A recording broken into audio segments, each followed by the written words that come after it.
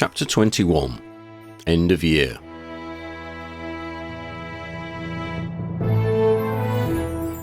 It was the end of the school year, and the test results were due.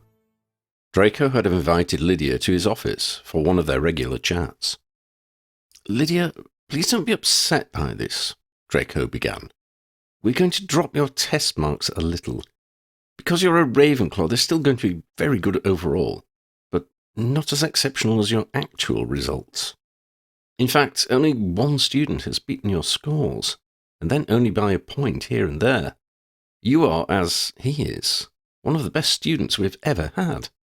In reality, you are amazing more so when I remember that in your practical work, you are actually holding back. And it is exactly what I hoped from you. Well done. We can't let people know.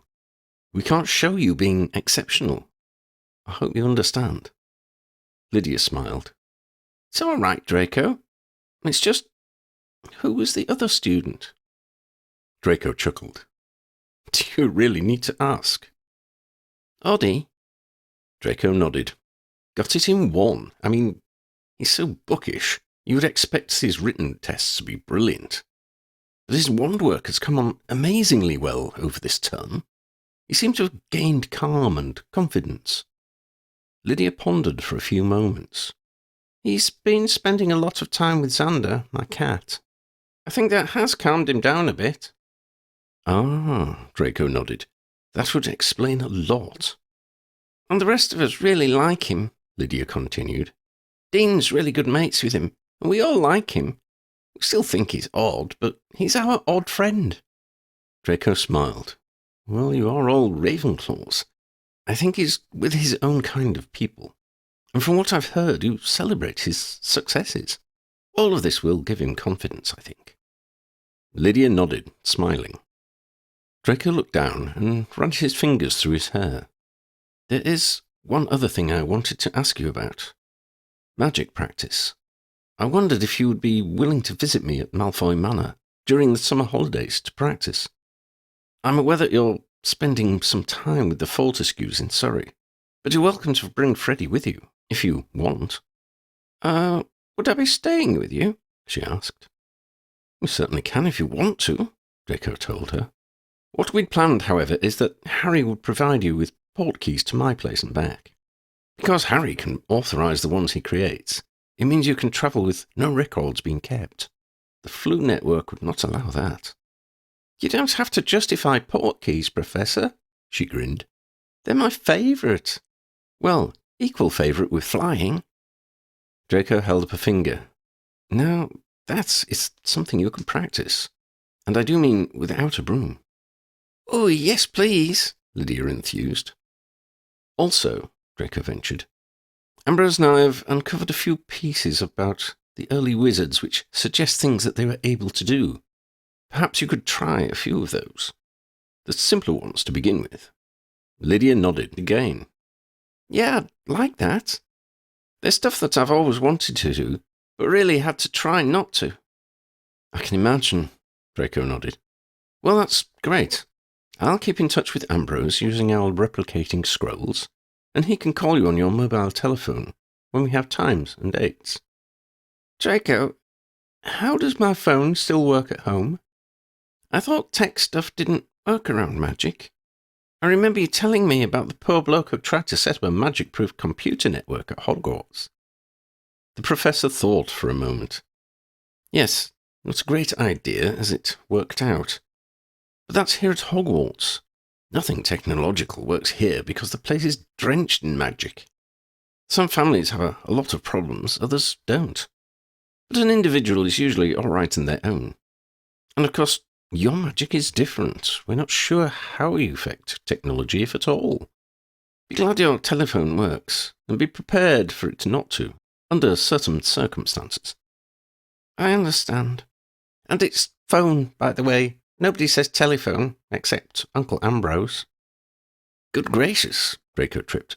"I should be utterly distraught to discover myself taking on the grand old gentleman's ludicrous mannerisms and idiosyncrasies." They both laughed. "Are you all packed for tomorrow?" Draco asked. The Travellighter is so great, I never really unpack, Lydia said, and blinked a few times.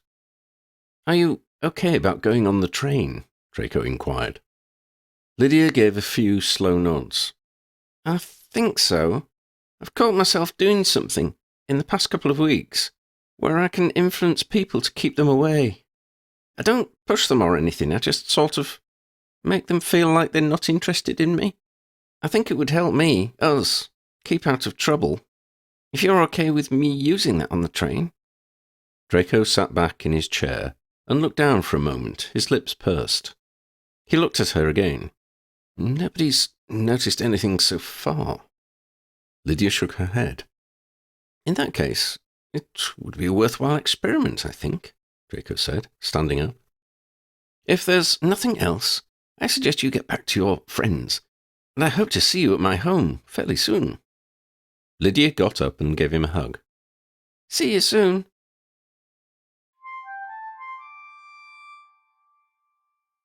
Freddie and Sophie were waiting for her in the joint common room. Shona, Oddie and Dean were with them.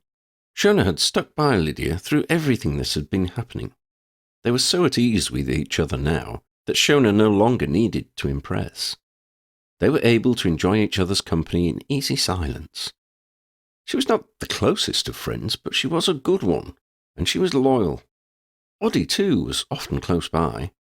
Perhaps that was as much to do with his friendship with Xander. The cat had a good effect on Oddie, putting him at ease. Lydia never wanted to deny him that. And of course, if you had Oddie, you would always have Dean nearby.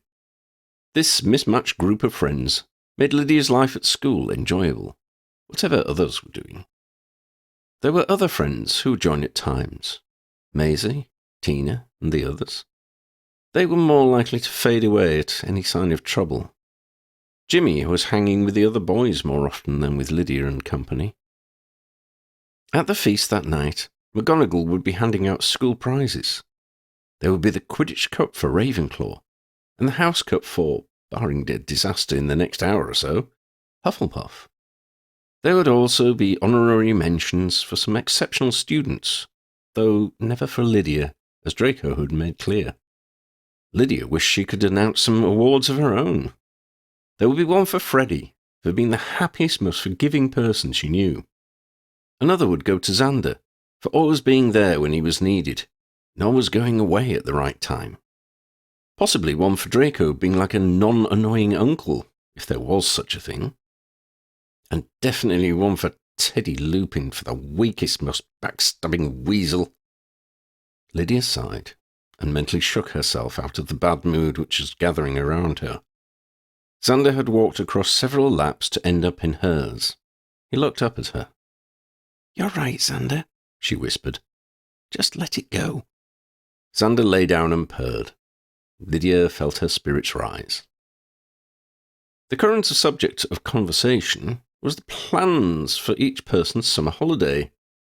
Lydia had talked to Freddie about the idea of inviting Sophie to join the two of them at Freddie's house. As Sophie was not aware of Lydia's background, they had decided against it, in case they let anything slip. Then they had both felt terrible about excluding her. They had spent the whole term together, as much as possible. Sophie had been loyal and much happier than before. But Lydia had asked Draco about letting her in on the secret. He advised her that it was too early. They had been friends with Teddy Lupin for a time, and look how that had turned out. It was better to be cautious, for now. The common room started to clear as students realised it was time for the feast. The 6 of them followed suit and joined the crowds, moving down the marble staircase towards the great hall. The group split to go to their house tables. Freddie was fine with most of his classmates in Hufflepuff, apart from Teddy being standoffish. Sophie was still barely tolerated by the Gryffindors, it seemed. Lydia felt terrible that Sophie couldn't stay with the Ravenclaw group. The Quidditch Cup was awarded to Ravenclaw, of course. The House Cup went to Hufflepuff by 5 points over Ravenclaw, with Slytherin third and Gryffindor last. It had been a close-run contest, and McGonagall praised everyone for their contributions. She then proceeded to give a few honourable mentions. Aidan Kavanagh, The Gryffindor goalie and Quidditch captain received praise. During the first game of the season, he had left his position to catch a Slytherin chaser who had been unseated by a bludger. The top students in each of the lower 4 years were then announced. The later years were subject to exam and mock exam results, which had yet to be announced. The top students were Susie McLagan, 4th year Slytherin, Gina Brocklehurst, 3rd year Ravenclaw, Dev Perek, 2nd year Gryffindor, and the 1st year Ravenclaw, Odysseus Anderson. Lydia had cheered her friend Dev's award, but she and her friends whooped and danced when Oddie's name was announced. Dean was all for trying to lift Oddie onto his shoulders, but McGonagall advised against it. The Student's Choice Award for Best Professor had seemed certain to go to Stefano Verdi, but was actually won by Phileas Flitwick. It was a popular decision with the staff. Verdi jokingly made to lift Flitwick on his shoulders, much to the amusement of all but Professor Flitwick. With the feast and awards over, the students rose and filed out of the great hall. Tomorrow they would all be heading home, most by means of the Hogwarts Express.